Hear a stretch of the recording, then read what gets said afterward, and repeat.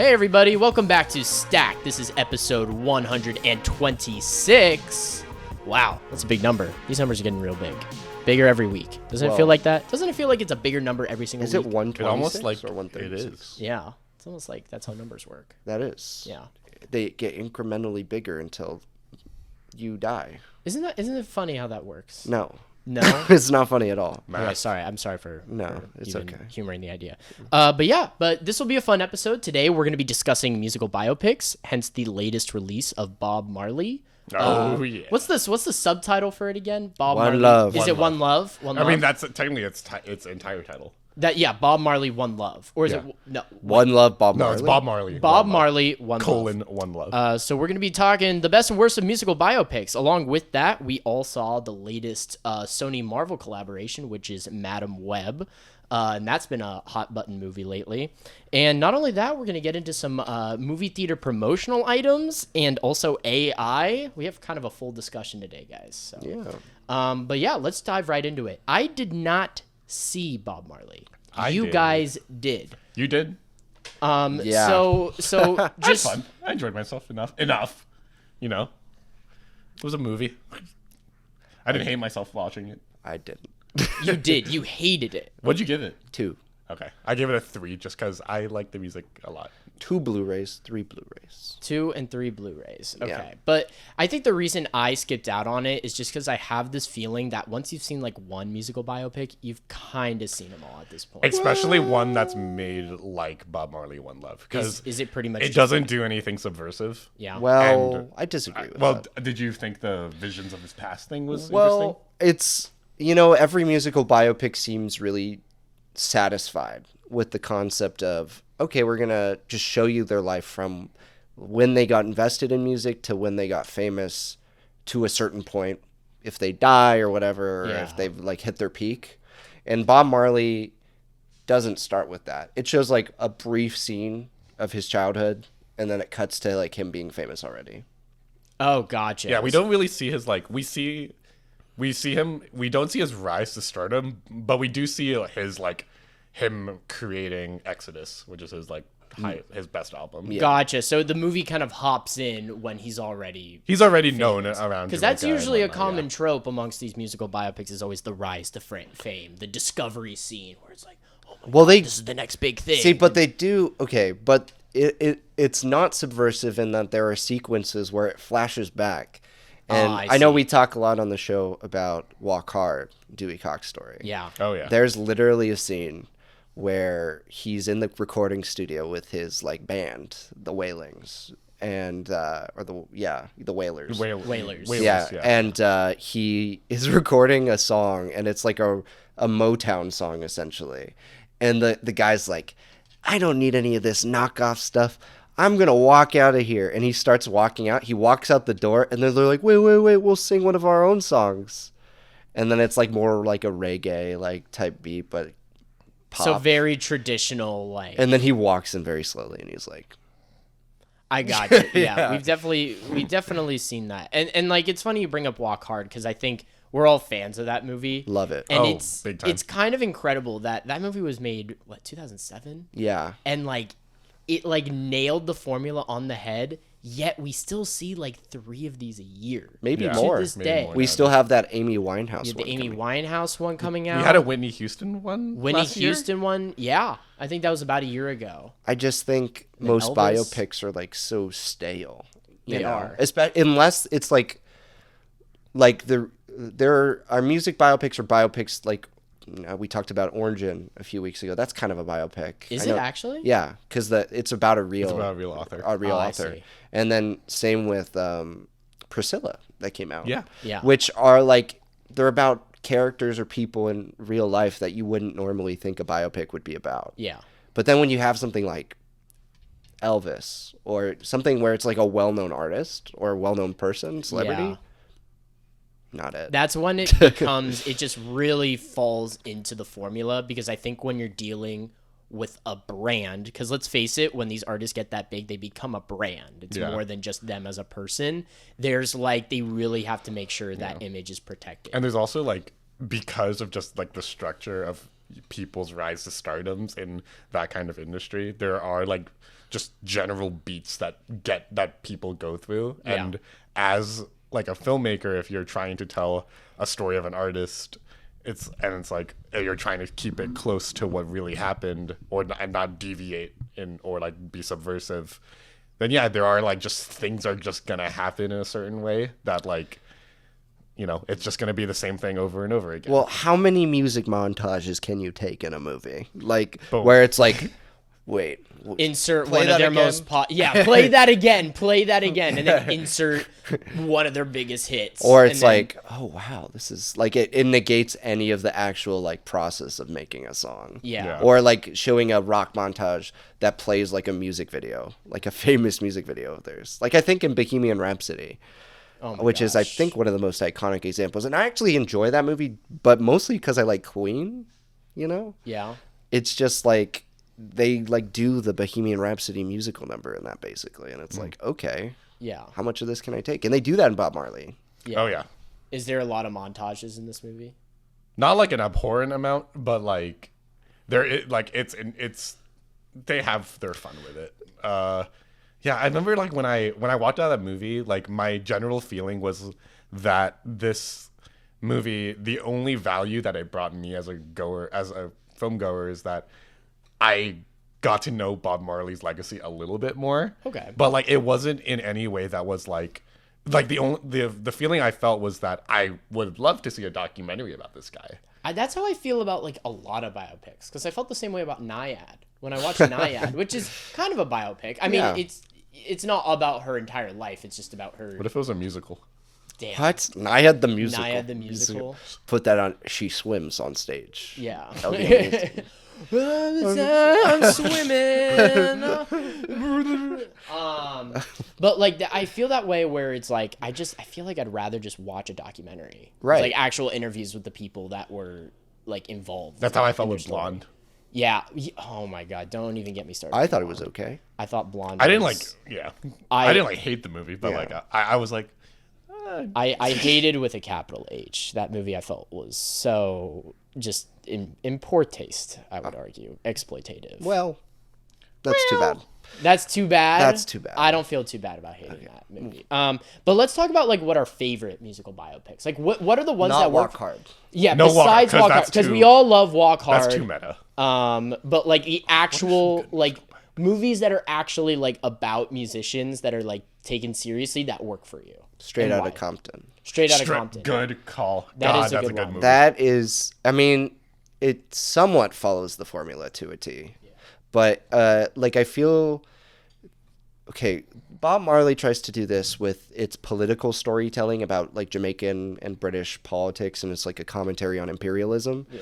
But they don't delve into it enough, and any subject who's really not really well informed about the history might be a little lost, like Yeah, myself. It really glazed over. it. Yeah, it's like, Oh, really? yeah, I'm like, why is it supposed to be his, like, why is he important? No, Like, yeah. why is he the voice for Jamaica? Yeah. Other than the fact that he's their most famous cultural output. Whereas Straight Outta Compton does, like, a really great job Dives right into it. right with the racial politics in LA at the time, but with, like, Rodney King and stuff like that, but also with police brutality and their message and through their music.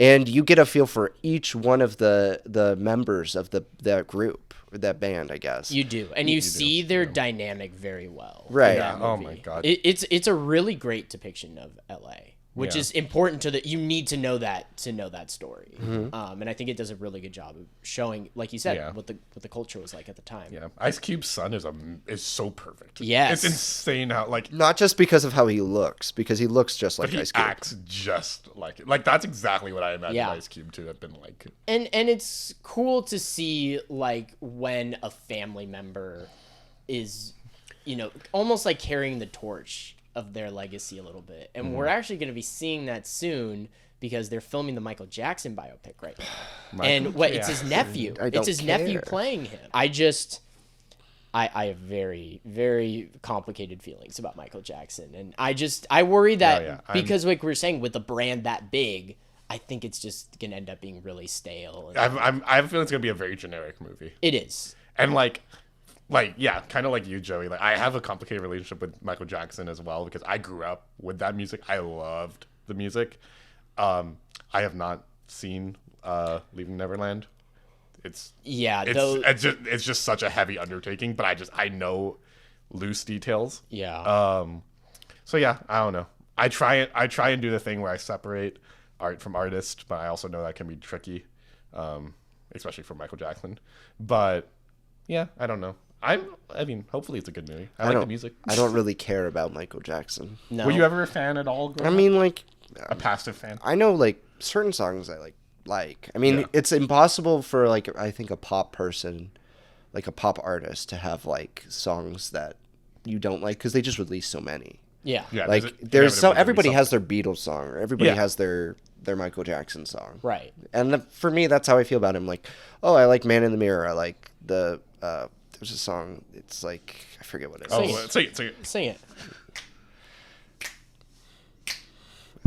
No, I was gonna. That's to the beat of Queen, Killer Queen. But that's not. That's, Queen.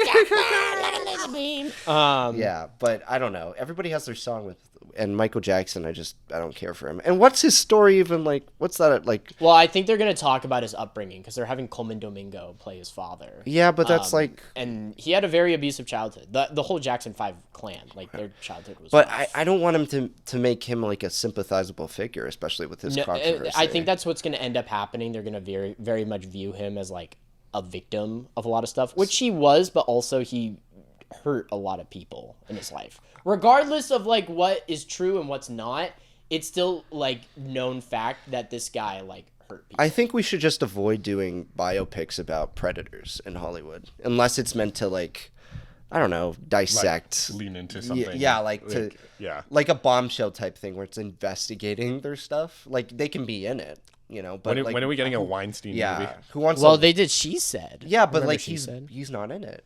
No. You know, and that's like kind of like the power is taken away. I mean, that would. I don't be, want to. do you think a movie that's like about?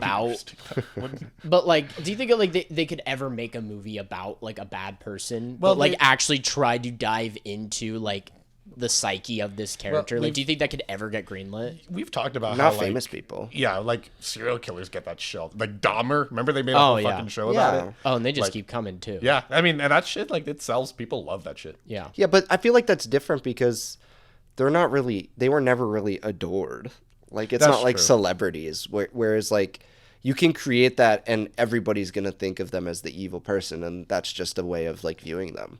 Versus a celebrity, you might have somebody who doesn't believe the allegations or who supports the movie, and I don't really think there's a place in Hollywood for that. No offense. To the people who would try to make that movie, it doesn't seem that interesting to me. Yeah. Granted, I'm one voice, so what does that matter? One love, One love. one voice, one brand. One love. I guess like a biopic I kind of want to shout out that I'm a big fan of is Rocket Man. Rock. I knew you'd say Which that. is, Talk about Rocket I Man. think the reason it works for me is because it's actually a musical. And I'm surprised more musical biopics about musicians and whatnot don't go that route. Like, I'm very surprised because I think in Rocket Man, it kind of made the tropes feel like they fit in more because it was such a theatrical and expressive movie because of the format. Yeah, they're very And I surrealist think, at times. and also like, Surreal. I think one of my favorite things about these biopics is how they do kind of take these artist songs and they usually update them to some degree. And I think in Rocket Man, like Taron Egerton does like a great job. He Like, does. He does a fantastic job. Where's he been? I haven't seen him in a while. He's been doing a lot of Broadway. Oh, good He's for him. been, well, I don't know about a lot of Broadway, but he's been on Broadway. But yeah, I really like Rocket Man. I think as making the format a musical helps like the tropes feel a little bit less clunky to me. I guess so. I mean, there's something to be said about the magical realism that a musical affords you. And a lot of biopics are grounded in this, like, we have to tell the true story and reality of it all. And that's not to say that Rocky Man's not about that. They just use, like, fantasy elements, like, about the music and how the music makes people feel. Which I like. I like how expressive it is. You in know, that sense. I actually think, and I like the movie. I personally feels like it leans too much into like the formula to really connect, even though it like stylistically is more interesting than the rest. But I think the Beatles biopic. Oh yeah, the 4-parter. in about- 1 year. So it's gonna be a 1 hour per piece, or is it gonna be like no, No. like a feature-length movie per Beatle. Which is why I think they releasing it in 2027, because I think they're gonna do them like over the next 3 or 4 years. Yeah. like it's gonna be like the Avatar sort of production cycle. which is insane. That's interesting. I don't know who's direct- Sam Mendes. All of 4. Yeah. Good lord. It's just Is to Deacon shooting it? no, I don't think so. That'd No be, way. well, He if would he not did, take- I don't know. maybe. He I don't might. know. He's He loves Sam. Yeah, he's booked. I think that because the Beatles' visual style for like their band for their periods of like being a band, I guess It changes. So it changes. drastically. So like you could totally play into can- each band member's aesthetic. Yeah, and you can tell like, was it like what in the late 70s is when they started doing psychedelics, Yeah, and you can tell like, oh, Yellow Submarine. because I'm assuming it's not about the rise. No, of the and Beatles. It's I more think personal. to make these movies interesting, you would get like, yeah, sure, you get a little bit of their dynamic as Beatles, but I would hope the movies also explore like their post-Beatles career, because every single one of them had a very interesting solo career, So like George Harrison's like and kind of his spiritual journey. George Harrison would die and John Lennon would die in the end of their movies. But then what would you do for an ending for like Paul and Ringo? You would see how they. Well, Paul has a really tragic story with the loss of his wife, Linda McCarthy, who he ran Wings with. Okay. And that's like an interesting angle. Ringo, I don't know. I don't know anything about Ringo. Ringo's always been like this guy. Yeah, he is. He's peace and love. He's Peace, peace dude. and love. And we love him for it. We love him for it. I'm curious to see like where the story is with Ringo. I don't know what they're going to do with him, but I'm interested. I'm a Beatles fan. Do you guys have a favorite Beatle? George? Paul. George. I like Paul too. I saw Paul live actually. That's cool. Yeah, I've always liked he's his incredible. music most. I think his ego is probably the most problematic, which presents its. I don't know. John was pretty bad. 'Cause Well, I John think was we like an just- abusive father. Well, yeah, but we don't. I don't think we know the extent because we didn't live when Yeah. he lived. You know, he But died in the 80s. I mean, right? like if you're a Beatle, if you're like you're in a that Beatle. position, your ego's gonna get a bit inflated. Yeah. like it's just gonna happen. I mean, watch them in like years do a One Direction biopic with all 5. Oh my god! That'll Could you happen. imagine? It'll happen. I can see that happen. It'll I happen. can definitely see And that Sam Mendes will direct. What do you think of like Sam Mendes? He just does all the British pop stars. I love Zayn.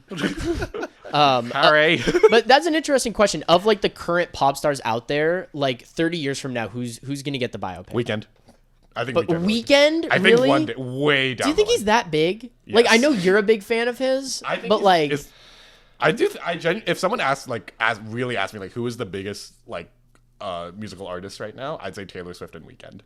Oh, What? Taylor Swift definitely. I think Taylor Swift will get I one. think Yeah. Taylor Swift, I could totally see a biopic about her. Weekend, like I just don't view him as like a culture shifter. I think can that's see the that. thing. These No, yeah. musicians that they make these movies about like need to have like done something I to have like 4. completely like rattle the landscape. I think the only reason I would say that is just because his music is so especially nowadays, like everywhere. No. It is Like you hear him everywhere, and his like he sells out almost nowadays. He sells out every show he does. Yeah. No, he's That's a just my big guess. star. I'm not denying No, that. yeah. Brandon, who are your 4? I have 5 actually. 5. Adele, Adele, I can see. Taylor Swift, Taylor Swift, Harry Styles. Harry Styles. Yep. Wow, why did I You blanked. I blanked. blanked? There are 2 more, I swear. Who else is that? Gaga. I could see No, Gaga. not get- Gaga. I could see Gaga getting a biopic. I She could already imagine. got hers. It's called A Star Is Born. Yeah, Star- basically. Beyonce. Yeah, Yeah. Beyonce will get one. I could always also see Beyonce. And I forgot the 5th one. But Kanye. those 4. Do you think Kanye would ever get one? Dude, that'd be Especially now. nuts. Oh That my would be God. insane. Like, I could see it happening. Oh, Britney Spears. Oh, yeah. Oh, I could see a Britney. Yeah, Britney movie. sorry. Yeah. Those 5. Because Britney has more like kind of like Lifetime TV movie vibes. see, but though. the thing is if I see like drama and I see the notoriety, like anybody would go see those movies. I don't know, because there's tragedy in their stories and there's like an immense period of like drama or joy or something like that. You can like tie the movie around that. The only one I kind of have a hard time with is Taylor Swift right now, but I think her story is like not like done. No. she's As much as I don't care. Dox me, I don't care. Wow. Dox Not me. a Swiftie over here. No. Are any of us Swifties? Like big time Swifties? No, but I'm also not like anti. No, I'm not like against her. or Like, anything. Just, she's fine. She's okay. She's nice. Yeah. Some She has of her catchy music's songs. all right. Yeah. I like Love Story. It's their best song. It's a love story, baby. Yeah, it's a good one. Yes. But cool. So usually on the show we kind of do a what we've been watching segment, but like I very much know what we've watched. Yeah. What have So I watched, let's Joe? dive into this movie, Madam Web. Fuck you. The I wanted to talk about something good. this is the Yeah, well, I'm I gonna don't give know. you- I don't think I think there is some merit here. to No, there discuss. is not. I would Joe. say so. You're a goofster. So this is the latest of the Sony Marvel movies, like within like what is this? It's like Spider-Man, but The like Spum. they can't directly reference Tom Holland. Well, they They can't say Spider-Man They can't unless yeah. it's like the Miles Morales movie. yeah.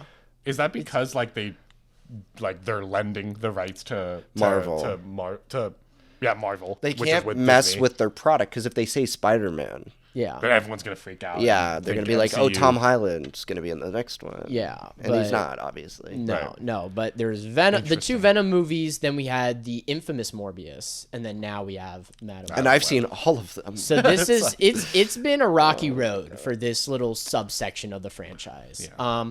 But Madam Web came out. It got terrible reviews. Did not do very well at the box office. It got loads of negative press from the lead, Dakota Johnson, just kind of slamming the movie in interviews. which is great. I love that, by the way. No, she's- that's my favorite part of the She's a movie. queen, honestly. I love that she Dakota's speaks. awesome for She that. seems like the type that would just like say what's on her mind. Well, I think No, she's straight. She she's doesn't straight up bullshit. about it. she's a nepo baby, but she's like honest. Yeah, she Yeah. doesn't She, pretend. she to not doesn't be. care. Yeah, she's like she does what she's got to do. She does good work, yeah, She does Well, mostly artsy good. movies, Yeah. and then she does Madam Web. and she does 50 Shades. yeah. But I think Everyone's got a career. I think eventually she's gonna find herself a role that I think so. propels her to like elite status. I think not so, that too. she's not already there, but like as a I think she still needs that movie that like gets her to that like oh yeah. I don't think one she's of our ever going to best. win an Oscar. I don't know. I think she can because I actually No. really like her. I like her a lot. I've never seen her in something where I'm like, I think she's doing a bad job for the movie she's in. I've never thought that she's a good actress. What's her best movie? Bigger Splash, maybe. Or how about Cha Cha Real Smooth? She's really good in that. She's good in it, but I wouldn't say like, oh my gosh, like give her all the awards. I don't know. She's the best performance of the Well, year. well, let's talk about Madam Web. So yeah, it's gotten a lot of negative attention, and yeah, it seems like you guys are not fans. Wow, yeah, just look at this.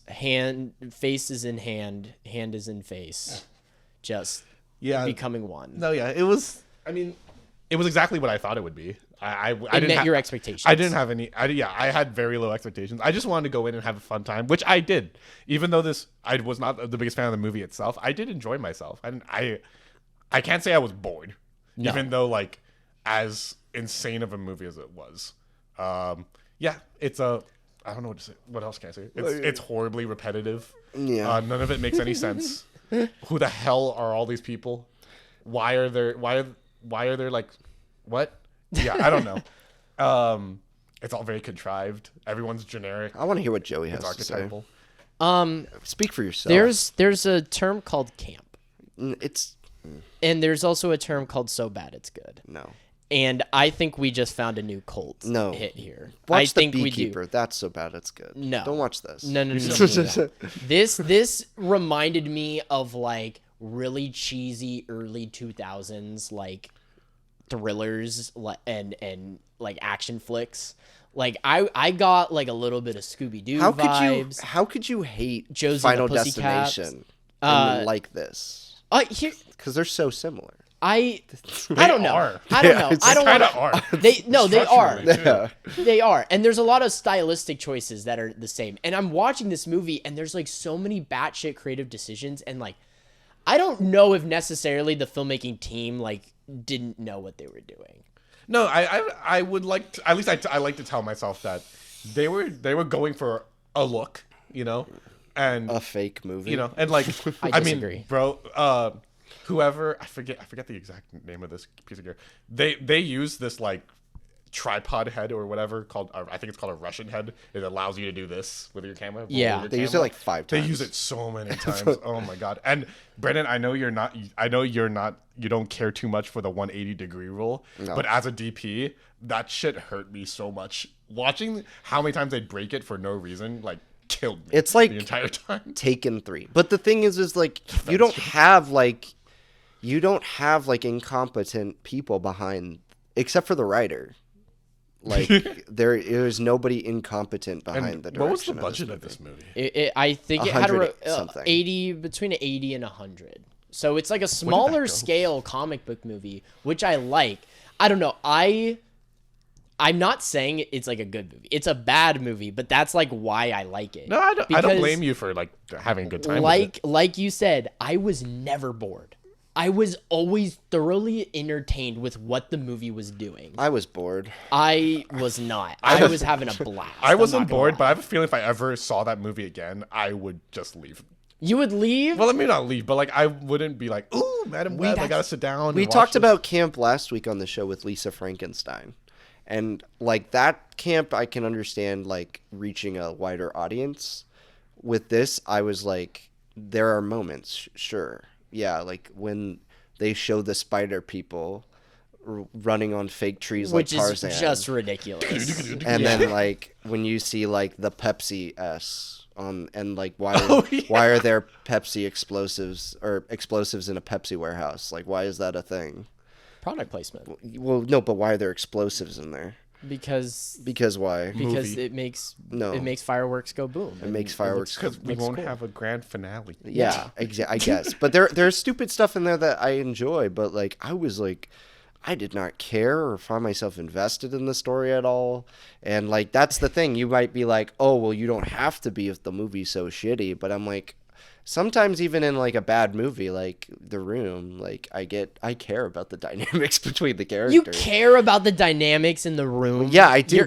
You're genuinely telling me yeah, this. I genuinely care about Johnny's relationship. Oh, with his get best out of friend. here. Get out of here. I do. I really do. No, And I'm invested. I'm invested. I don't know. There's like kind of I could see where they were going with this movie, where they're kind of creating this like older sister dynamic between Dakota Johnson. She didn't even want to be with them. What are you fucking talking about? Well, no, she's teaching them how to do CPR. Oh, wow. And then they call it back to save her at the end. And these teenagers that are played by like what's Sydney Sweeney's like seems like she's pushing 28 at this point. Like she seems like, and she's playing like a 15-year-old. And it was just ridiculous every time she said, yeah, my parents like talking about, it's like, yo, you're off your parents' health insurance. Like this is ridiculous. But like I don't know, like the movie felt like every single cheesy quality it had, the movie played into it like so hard that I had so much fun just seeing what the fuck it was gonna do next. I think the thing that I kept getting kicks out of was just the line delivery. It was so many like one-liners that were just like, what the fuck? The mom, when she was pregnant and she was in the middle of a line reading, goes, oh. Oh yeah. Or remember that like flashback scene where she's like learning from the doctor that like her baby's gonna have like a disorder. Yeah, a disorder. And then she comes in and it's like you just very expository voiceover, like, you were doing this all for me? You were actually good? See, but like the movie needs to trust its audience, even if it's being camp. And this movie didn't do that. I was It explained everything to you. You know what's like a movie's ultimate goal at the end of the day? Ultimate goal at the very base level. Art. Don't get into like super sophisticated like impact. Well, like what is it supposed to do? I don't think any movie should necessarily aim to do the same thing. Like I don't think every movie. I agree with that. There's a simple answer. It's not entertaining. Don't say Joe. entertainment. It's Yes, not. it is. No, No, it's it's not. not. Yes, it is. It's not. No, Joe. it's not. Every movie and Film prod. I think you guys, and I think the problem is here. When you hear the word entertainment, you think of like just eye candy. No. When I disagree, I think being entertained can also help you reflect on like your own life and like the art itself. Entertain to me means engaging story and characters. It doesn't mean like it has to be like beautiful to look at or shitty like dialogue that was funny. I don't know if you feel the same or different. Well, for me, I if someone asked me like what is the point of a movie, it really is a case by case basis. It's not to educate necessarily. No, and it doesn't have to or be. to inform. Like, Well, that's what also up to the viewer. Well, I think yeah. it's up to the audience. Like, if they don't want to be educated, they don't have to be. Like, your level of investment in a movie is completely up to you. All right. But it's a movie's job, in my opinion, to create a connection with the audience. Yeah, I think that's the point of any art. And you were connected to Madam Web? Yeah. Her web connected you. I was. I was thoroughly entertained. Oh, well. Thoroughly entertained. I was- and I- no, I was and laughing. because of that, I left that movie satisfied. I enjoyed it more than Argyle. Yeah. Me too. I can say that. Argyle's boring. Argyle is boring. It's really boring. it's- This movie's not boring. It's boring in parts, but like the ending, the last 5 minutes, I'm like, oh, they thought they had it. They thought they were cooking, but they weren't. And it's like, I don't know whose idea it was, or if they were trying to play it, because they were playing it straight, it seemed like. But Dakota Johnson seems like she was the only one that was like. I think having Dakota a hard Johnson time not knew laughing. what movie she was in. I think so. From her performance, like, I think, and that's why I'm thinking, like, for all the batshit creative choices that happened in this movie, like, I genuinely believe a good majority of it was intentional. I think the filmmakers knew the kind of movie they were trying to make. I genuinely think that. Mm-mm. You don't think that? Mm-mm. None of this felt accidental. I think they got tricked. Who got tricked? Everyone.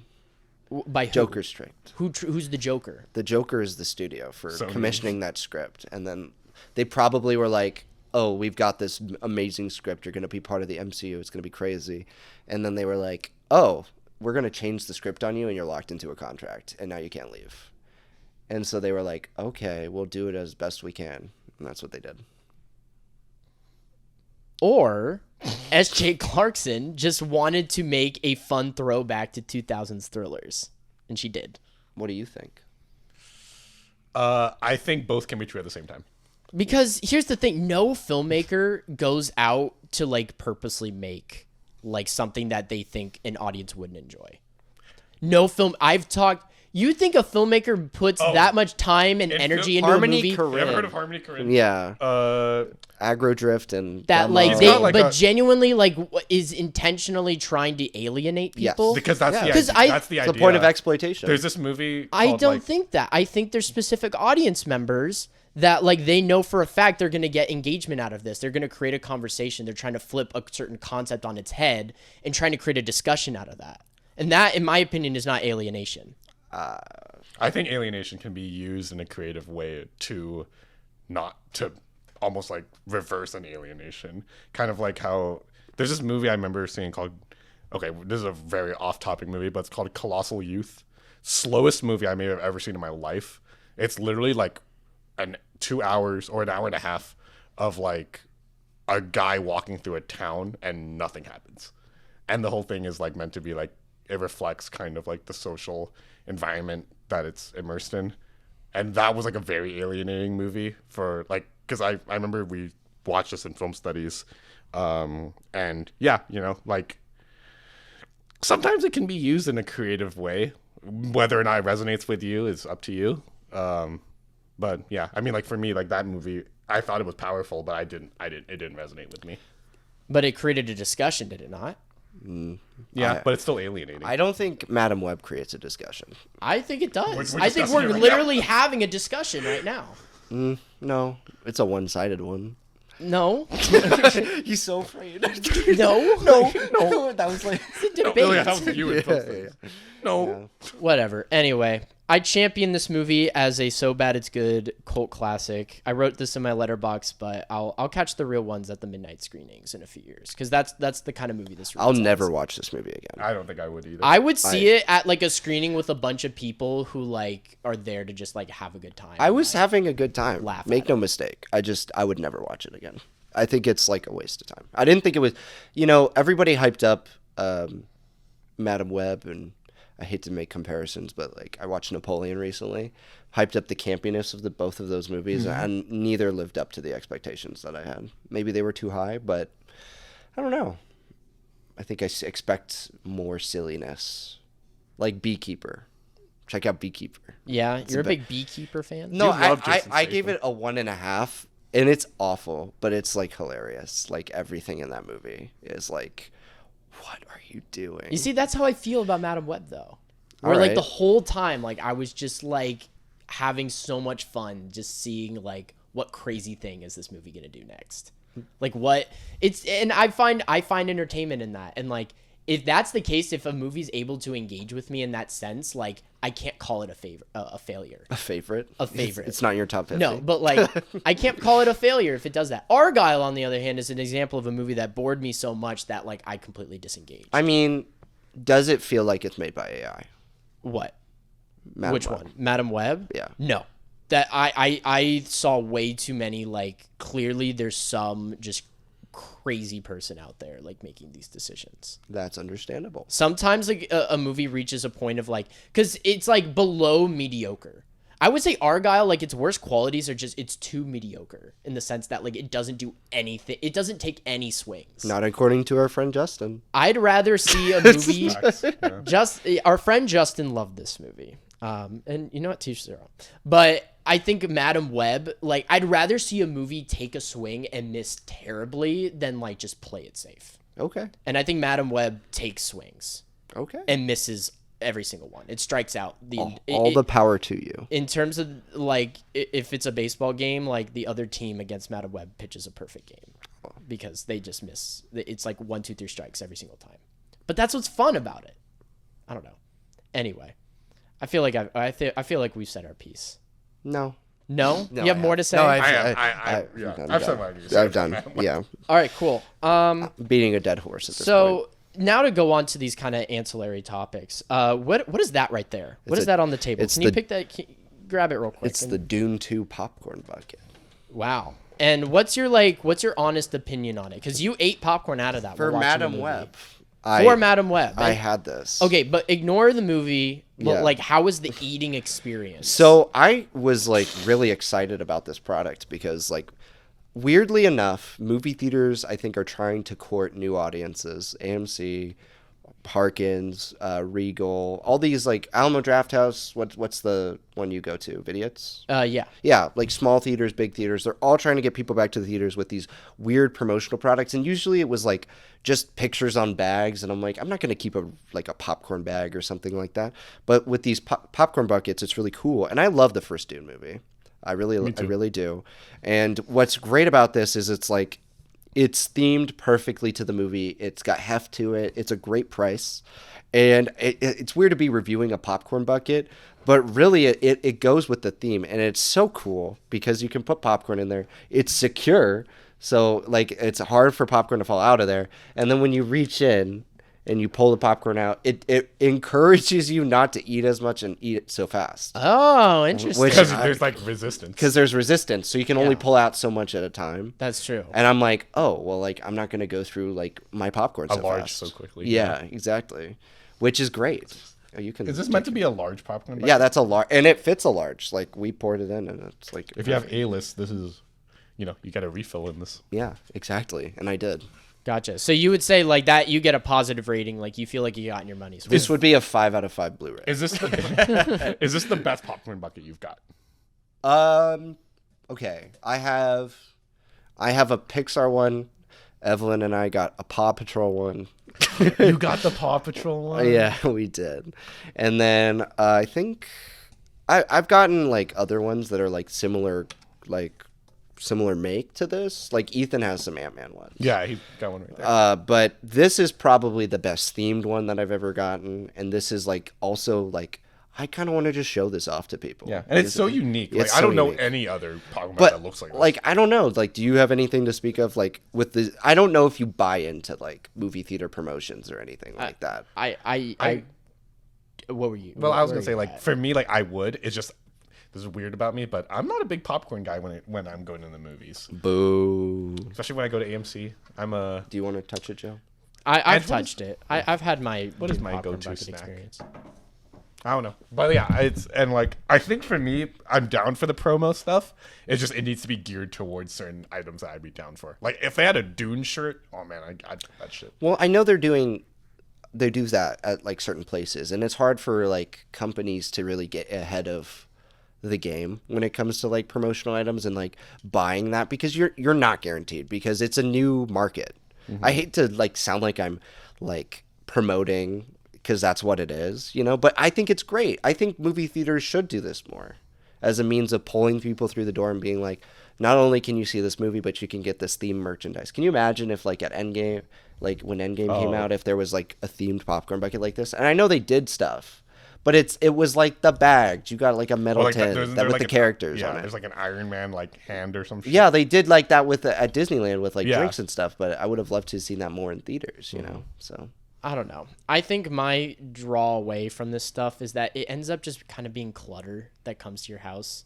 Like it's useful the one time you use it, but then it takes up shelf room. And I like, as fun as it is as like maybe a mantelpiece if you're like that. I'm gonna use this at home, Joe. Like Not okay. for what you think, but I will be using it for popcorn. And You stuff. will use that Yeah. to some degree. That's the thing. I just don't know when I would use.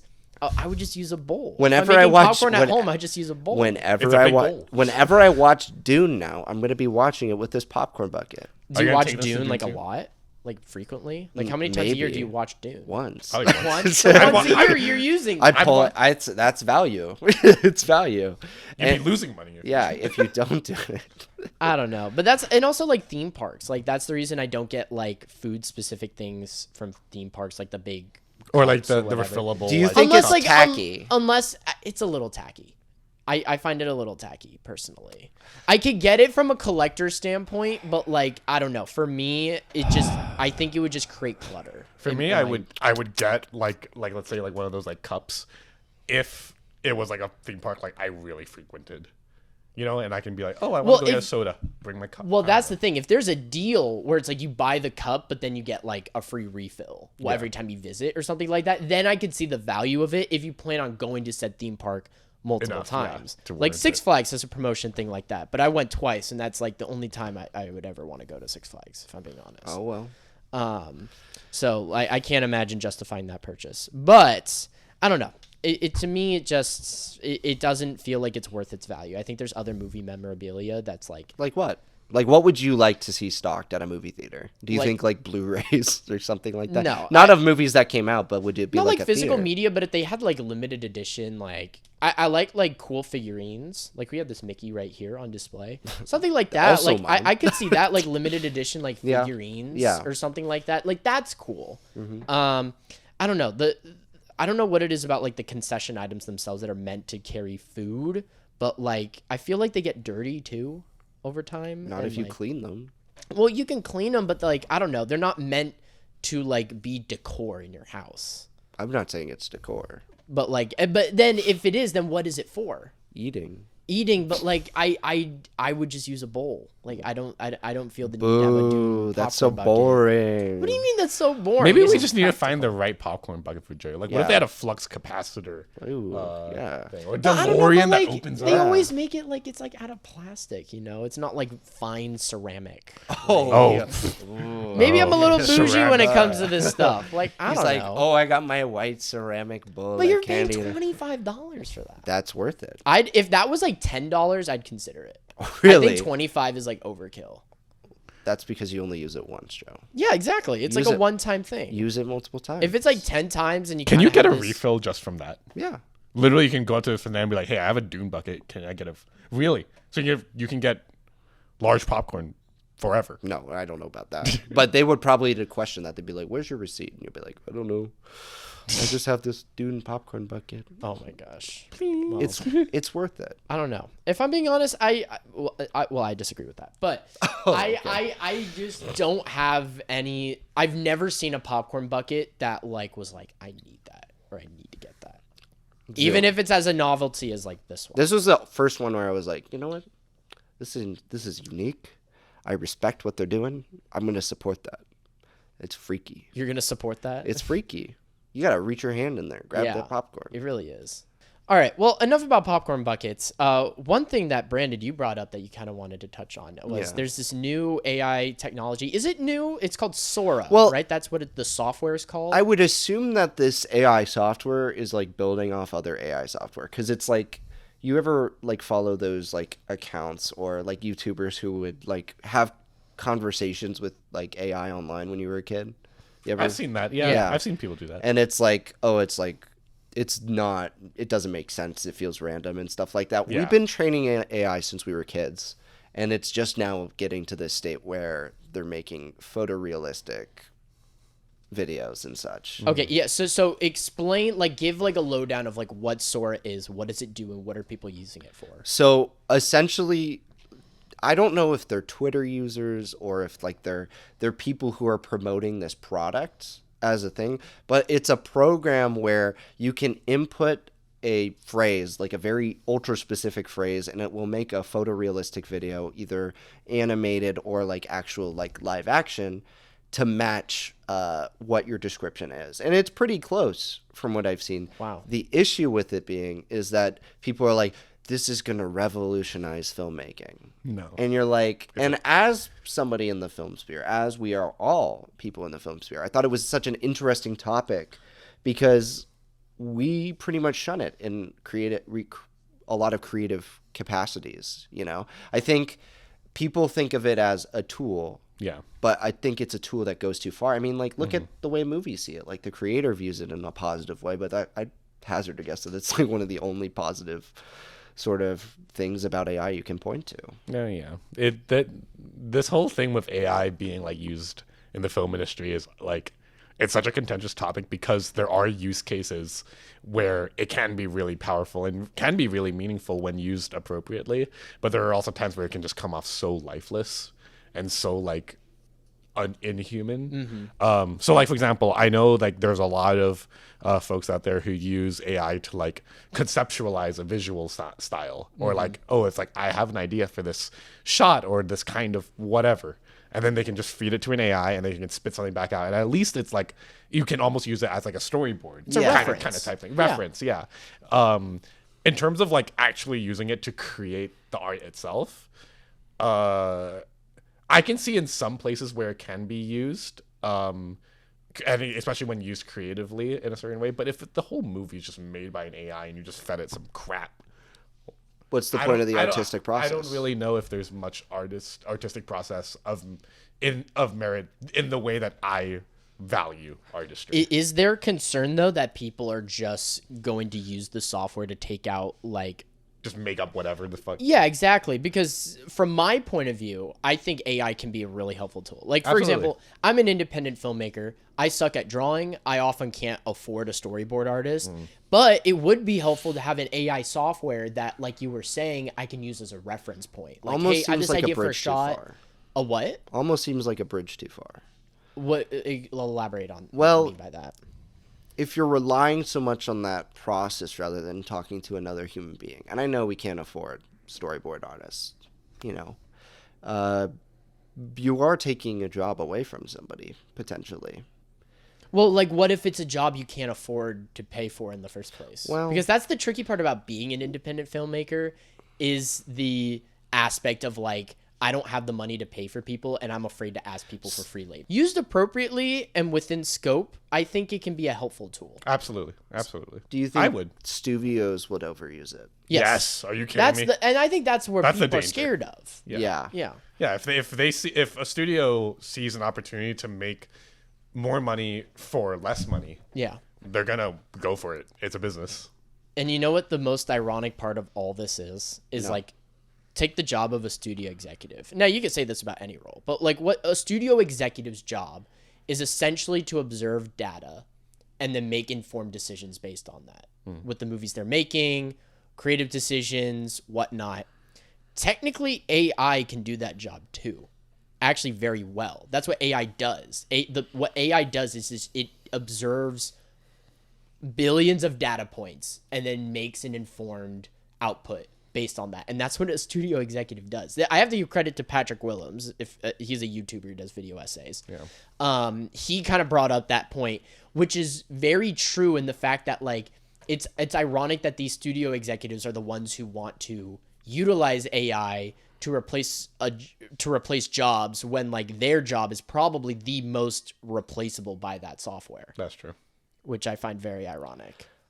But like, I also agree, like, if I can hire an actual storyboard artist, like an actual human being I can communicate with, that's obviously always preferable. Can we agree that the people who are talking about this, like it's like the next coming of Christ in filmmaking, are like Yes. kind of heads up their and that's own the thing, ass, like, all of sort this of? is just a tool. It's just a tool It's that just you another can use. one of the many tools. Yeah. Yeah.